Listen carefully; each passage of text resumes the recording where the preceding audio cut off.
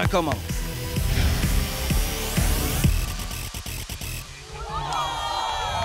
Ici Olivier Brett, bienvenue à ce nouvel épisode de Génération Soccer. Cette semaine, on vous propose une émission percutante en compagnie de Samuel Piette et on revient sur le match Canada-Curaçao avec Anthony Jackson-Hamel. Pour notre débat de la semaine, on parle d'arbitrage au Québec, un sujet qui devrait en faire réagir plusieurs. On commence dès maintenant cet épisode avec l'excellent Samuel Piette. Le joueur de l'heure vous est présenté par Puma.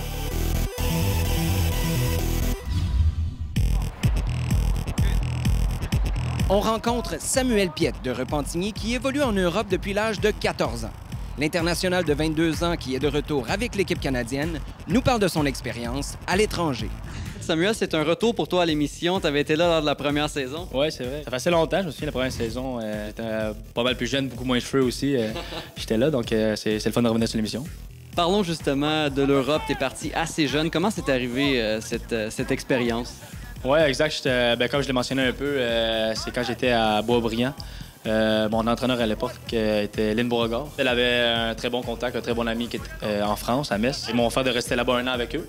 Donc, j'ai décidé d'aller là-bas rester un an. Au final, j'ai fait 2 ans en France, donc c'est comme ça que j'ai pu traverser là-bas en Europe. J'avais seulement 14-15 ans. La première année, loin de la famille, loin des amis, c'était quand même assez difficile, je te dirais.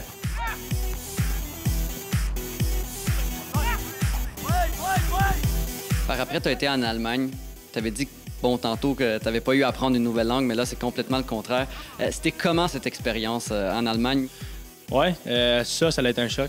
Comme tu as dit, la langue a été très compliquée. Je veux dire, au début, je me débrouillais un peu avec l'anglais, mais il a fallu que, tranquillement pas vite, j'apprenne l'allemand, ce que j'ai fait. Comme tu as dit, là-bas, le niveau était très élevé. Quand j'étais à Metz, j'étais un peu plus jeune, donc je faisais plus partie des équipes jeunes, les 17 ans, 19 ans. Là-bas, je rentre dans un club où j'arrive avec la réserve. L'année suivante, je fais le saut avec les pros. Donc ça a été quand même assez compliqué, je te dirais. Parce que, comme j'ai dit, c'est un autre niveau. Le jeu allait plus vite. En Allemagne, les gars sont beaucoup plus physiques, je te dirais, qu'en France. Donc, je te dirais que ça a été quand même assez difficile au début, mais après ça, je me suis bien adapté comme partout où je suis allé.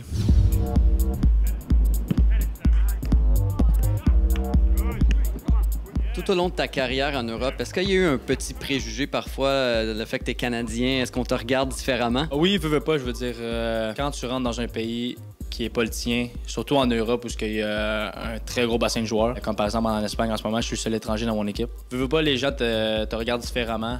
Le monde savent que le football au Canada, c'est pas le sport dominant, qu'on n'a pas une grande puissance mondiale avec la sélection. Donc, c'est sûr qu'au début, tu dois travailler un peu plus fort pour gagner tes minutes ou juste gagner ton poste dans l'équipe.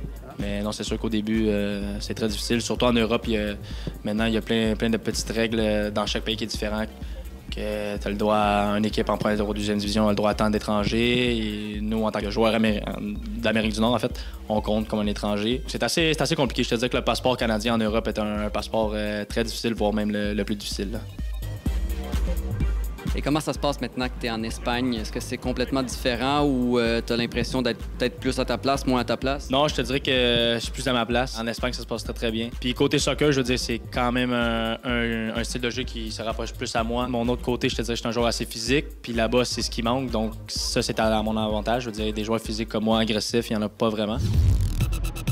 Bien qu'il aime son expérience en Espagne, le milieu de terrain de l'équipe canadienne nous dit qu'il est plutôt ouvert à un retour en Amérique. Certainement, je veux dire, je dis pas que ça peut être dans 1 an ou dans 10 ans, ça j'ai aucune idée. Je veux dire, ça dépend de ce qui se présente à moi. Comme je l'ai dit dans des entrevues précédentes, je ferme aucune porte. Là, je suis quand même assez bien en Europe. En Espagne, je suis très bien. J'aimerais rester là-bas encore un peu, voir si ça peut marcher pour monter de division là-bas. Mais comme j'ai dit, ça dépend. Au final, moi, il faut que je regarde pour moi-même, puis c'est quoi les meilleures options pour moi. Puis si c'est de venir ici, bien, certainement que je suis ouvert à ça. Les rumeurs persistent en ce qui concerne un accord éventuel entre l'Impact de Montréal et Samuel Piette. Voici ce qu'en pense le principal intéressé. Est-ce que tu as eu des offres de ce côté-ci de l'océan? Pas vraiment. J'ai eu peut-être 2-3 équipes avec qui mon agent a parlé, mais rien de concret, c'était juste pour savoir où j'en étais, si justement j'aimerais bien revenir. Mais je crois que la plupart du monde savent que je suis bien en Europe, ça fait longtemps que je suis là-bas puis que j'essaie de percer là-bas. Mais je veux dire, il y a eu des contacts qui s'est fait avec quelques équipes, mais rien de concret, aucune offre pour l'instant. Nous avons demandé à Samuel pourquoi il n'est pas entré à l'Académie de l'Impact lorsqu'elle a ouvert ses portes. Moi, je suis parti, si je me rappelle bien, l'Académie, ça faisait peut-être 1 an ou l'année suivante que je suis parti, l'Académie rentrait.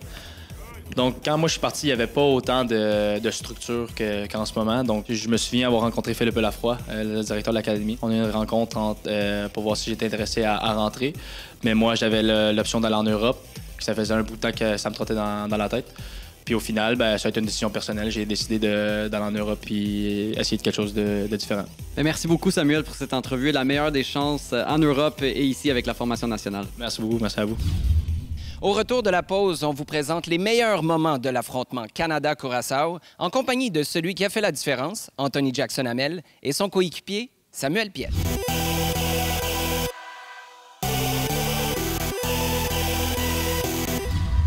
Le Canada jouait un match amical contre le Curaçao le 13 juin dernier au Stade Saputo. Revoyons les moments forts de cette rencontre en compagnie d'Anthony Jackson-Hamel et Samuel Piette.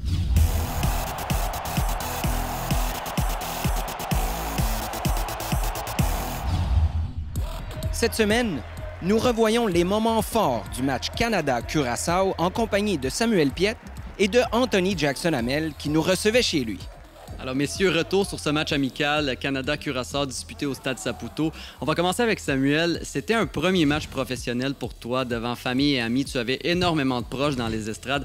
Comment ça a été enfin de jouer un match à la maison? Très content, c'est sûr, de pouvoir jouer devant ma famille, mes amis, de pouvoir démontrer en fait ce que j'étais capable de faire. La foule s'est levée à chaque fois que tu as touché le ballon. Tu semblais très motivé en début de rencontre, peut-être même un peu trop. Tu étais très agressif. Je me souviens entre autres d'un tacle un peu dangereux là, en début de rencontre. Est-ce que ça a été difficile de contrôler tes émotions pendant ce match? Moi, en étant un joueur agressif, déjà en partant, je peux créer un peu des fautes dangereuses, des tacles un peu plus dangereux, agressifs.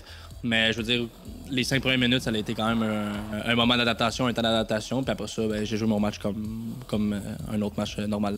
Anthony Jackson-Hamel a changé l'allure du match après son entrée en deuxième demi. Avec ses attaques répétées, l'attaquant de Québec a fini par donner le but gagnant à la formation canadienne. Parlons-en des facteurs déterminants dans ce match. Anthony, tout semble te sourire cette année, autant avec l'Impact qu'avec la formation nationale. Tu es rentré en fin de match, tu marques encore une fois le but important, le but de la victoire. Comment tu t'es senti quand tu as vu ce ballon rentrer au fond du filet? C'est sûr que d'être capable de faire avec l'équipe nationale au Stade Saputo, c'est vraiment quelque chose de plaisant. J'attendais juste ça pour le faire ici. Toi, Anthony, tu as eu le plaisir d'être le joueur sélectionné pour être avec lui en conférence de presse après le match, la grande vedette de cette rencontre. Est-ce qu'il t'a parlé, peut-être en route vers la conférence de presse ou après? Qu'est-ce qu'il t'a dit suite à ta performance?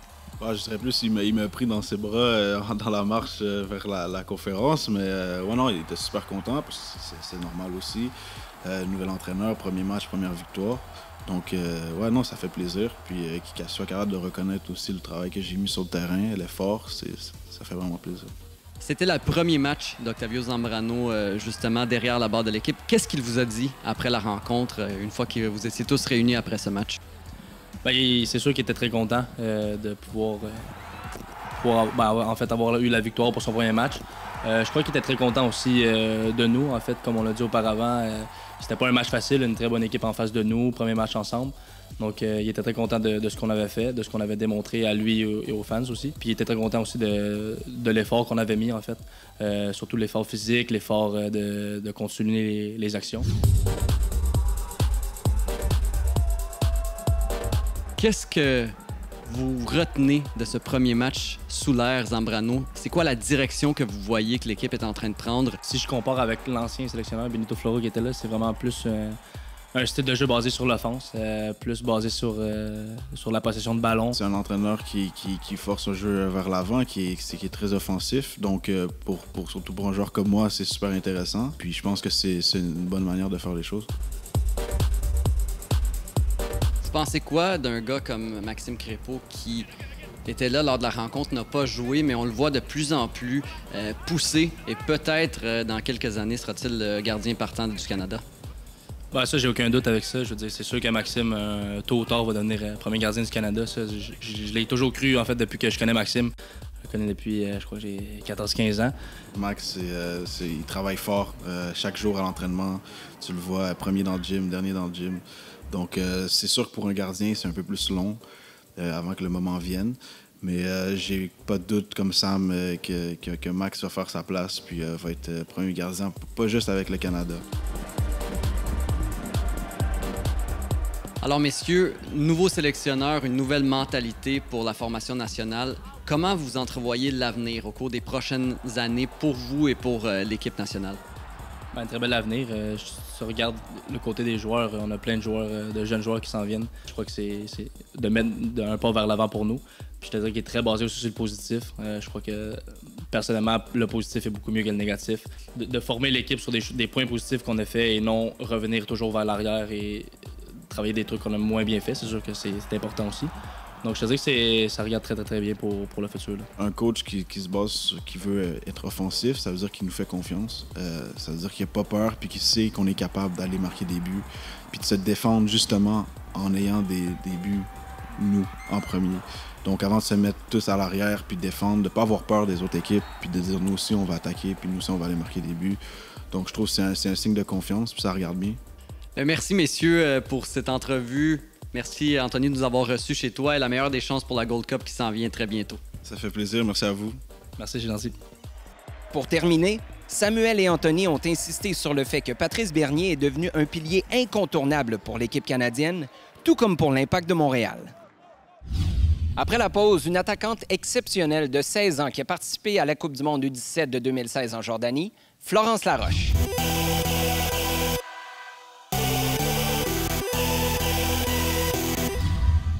Florence Laroche est une attaquante espoir qui a participé à la Coupe du monde U17 de 2016. Elle s'envolera aussi avec l'équipe du Québec en vue des Jeux du Canada à Winnipeg en 2017. Geneviève Tardif l'a rencontrée. Les futurs pros vous sont présentés par le lait au chocolat. Geneviève Tardif rencontre Florence Laroche, une jeune espoir qui a participé à la Coupe du monde de la FIFA des moins de 17 ans en Jordanie l'an dernier. Bonjour Florence. Allô. Bienvenue à Génération Soccer. Merci. Tu n'as que 16 ans. Tu as déjà une Coupe du monde à ton actif en Jordanie en 2016. Parle-nous de ton expérience. Ben en fait, c'était vraiment une expérience comme hors de l'ordinaire. Je m'attendais vraiment pas à ça. Puis j'ai vraiment aimé ça. C'était vraiment une belle expérience. C'est quoi ton plus beau moment là, en Jordanie? Ben en fait, selon moi, c'est comme quand j'ai joué contre l'Allemagne, mais je trouvais que j'avais vraiment bien joué, puis j'ai vraiment aimé ça. Qu'est-ce qui te démarque des autres attaquantes? Je pense que c'est ma technique, ma vision du jeu. Qui sont tes attaquants ou attaquantes chez les pros? J'aime beaucoup Christine Sinclair, puis j'ai vraiment aimé Becky. Oui, parce qu'elle joue la même position que moi, elle joue latérale, puis j'ai vraiment aimé comment elle jouait. Et des fois, je m'inspire d'eux, comme, je sais pas si vous savez, mais comme Becky, elle avait fait un but aux Olympiques, un moment donné, elle avait comme passé le ballon par-dessus la tête d'une autre joueuse, elle avait crié, fait que j'essaie de faire ça des fois. Je m'inspire un peu de leur style de jeu, là.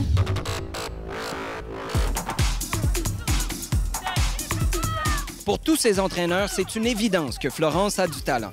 La jeune attaquante avoue toutefois qu'elle doit travailler l'aspect tactique de son jeu. Ton entraîneur, Jessica Silva, a dit que tu devrais travailler sur ton côté tactique. Oui, le côté tactique, c'est sûr. Il faut que je travaille des fois les courses que je fais, mais je pense que je m'améliore, puis j'essaie vraiment de travailler là-dessus. Là.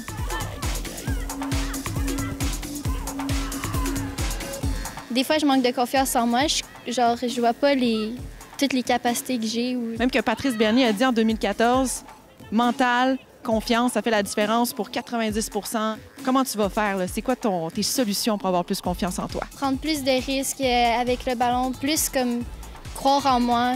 Puis, tu sais, des fois, je fais des passes, mais je devrais peut-être aller déjouer l'autre adversaire au lieu de faire une passe. Qu'est-ce qui t'attend dans les compétitions nationales, internationales? Cet été, on a les Jeux du Canada. Avec l'équipe du Québec. Bien, c'est sûr, plus tard, j'aimerais ça, l'équipe nationale senior. Ça serait vraiment un rêve pour moi. J'y rêve depuis que je suis toute petite, fait que ça serait le fun. On va se dire un Go Florence ensemble, parce qu'il faut là, que tu gagnes confiance. On va regarder la caméra. Go Florence! Hein? Go Florence! Go Florence! J'ai confiance en moi. J'ai confiance en moi. Avec le point comme ça. Yes! Yes! Merci. Au retour de la pause, un sujet de débat qui en fera réagir plusieurs. Que pensez-vous de l'arbitrage au Québec?